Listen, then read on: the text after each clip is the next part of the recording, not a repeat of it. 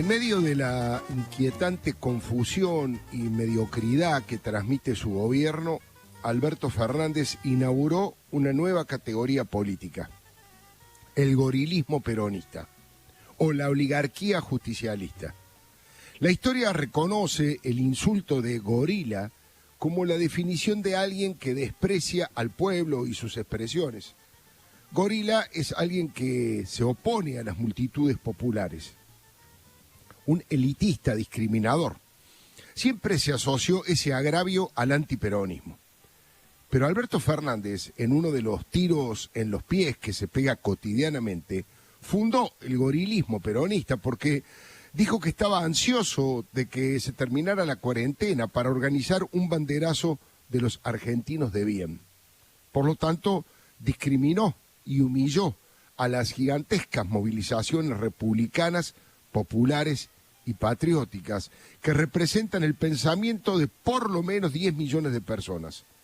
Pero el presidente formal de los argentinos del mal, para él, son los que no piensan como él y ocupan el 45% de las bancas del Congreso de la Nación. Alberto tiene atragantadas esas marchas colosales. No las puede digerir, todavía le producen dolor de panza.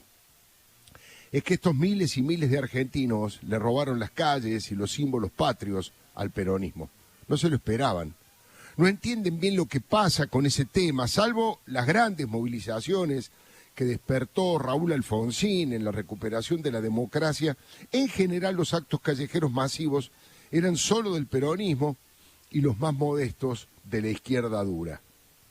Y como si esto fuera poco, esas reacciones, estas respuestas pacíficas, le pusieron freno a las acciones más disparatadas del gobierno de los Fernández.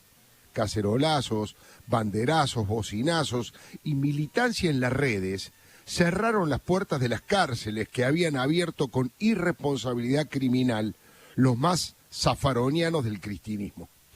Esa gente del mal, según Alberto, abortó la jurásica expropiación de Vicentín y viene demorando el atropello brutal a la justicia con el objetivo de domesticarla. ¿Quiénes son los argentinos del bien? ¿Quiénes son los argentinos de bien para Alberto? ¿Los intendentes patoteros como Mario Ishi, que denuncian que las ambulancias transportan falopa y después ni siquiera lo llaman a declarar? ¿Los sindicalistas mafiosos que bloquean el progreso de las empresas más innovadoras y productivas del país, como su líder fetiche, Hugo Moyano? ¿Los gobernadores feudales que fueron incapaces de generar empleo privado y dependen solo del Estado, como su admirado Gildo Infran? ¿Los empresarios que se enriquecieron de la noche a la mañana con sobreprecios, coimas y otras corrupciones, como Lázaro Báez, que está a punto de salir en libertad, o su cliente Cristóbal López? ¿Esos son los argentinos de bien, según el presidente? ¿Sus compañeros del Partido Justicialista de la capital, que son perdedores seriales de elecciones? ¿Quiénes? ¿Los que piensan como usted y dicen que los medios y los periodistas ametrallan su gestión? Mire, la división entre argentinos del bien y del mal agrega más odio a la grieta y muestra un rechazo visceral a las sufridas y generosas clases medias argentinas. Esos sectores sociales, las clases medias, son mayoría en los banderazos y en las urnas opositoras. Pero no son los únicos, ¿eh? También participa gente humilde que se quedó sin trabajo o que padece en carne propia la inseguridad y la impunidad de los ladrones, asesinos y narcos en los barrios. No es solo clase media, pero si así lo fuera, ¿qué tiene de malo? ¿Qué problema hay? Esa parte de la sociedad es la que cree en la meritocracia y el esfuerzo cotidiano para generar progreso y bienestar. Esa clase media no vive del Estado, al contrario, lo mantiene pagando fortunas de impuestos asfixiantes y casi no recibe nada a cambio. Tienen que ir a las prepagas a buscar salud, o a las agencias de vigilancia para conseguir algo más de seguridad, y a las escuelas privadas para tratar de superar el deterioro educativo fomentado por gremialistas que reportan a este cuarto gobierno kirchnerista.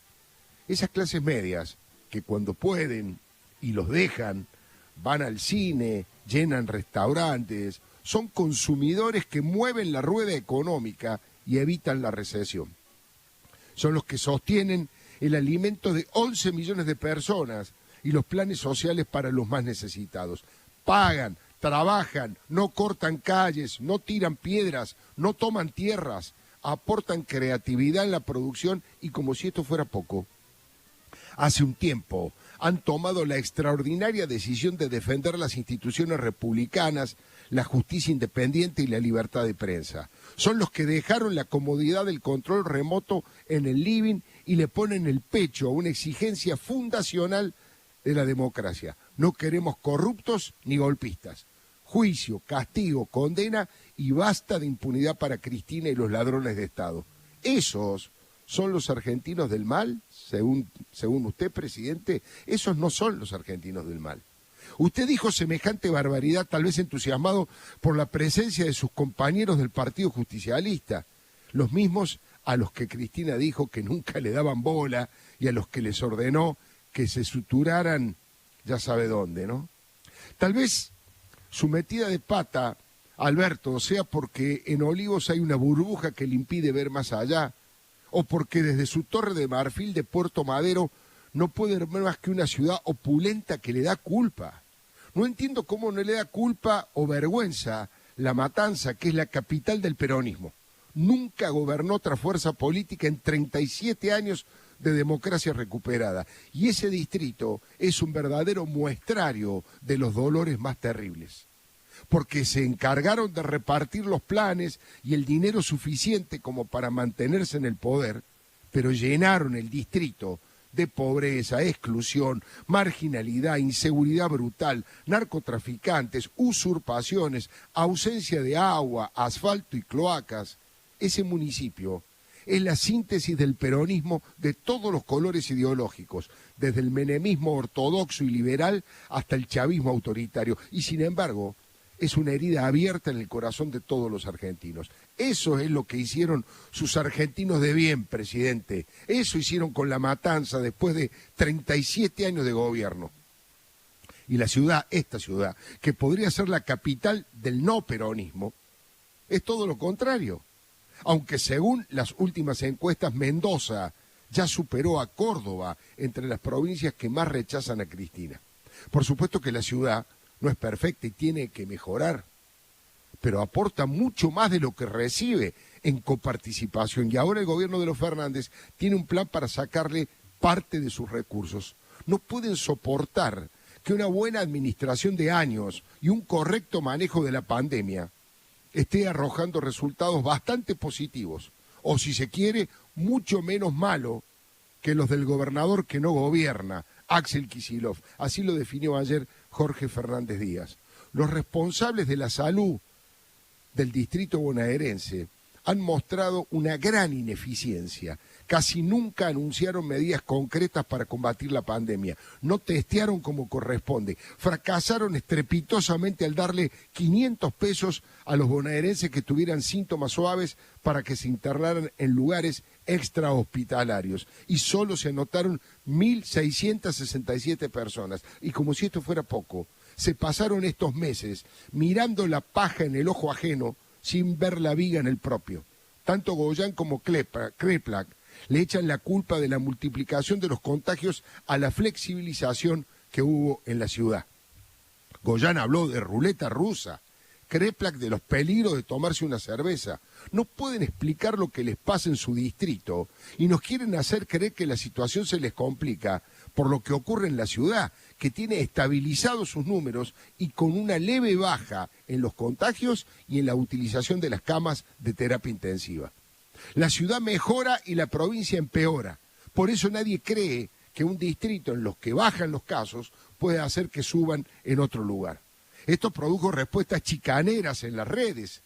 Uno escribió en Twitter: si te tomas una cerveza, cometes un delito, pero si tomas un terreno, es un derecho humano.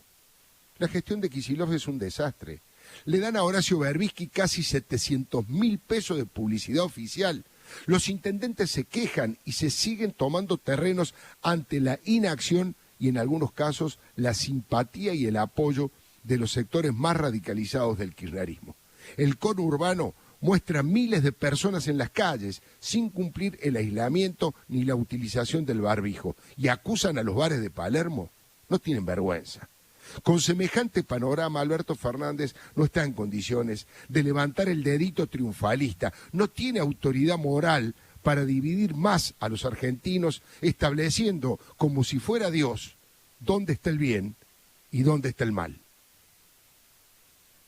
Ve a escuchar la columna de Alfredo Leuco en radiomitre.com.ar.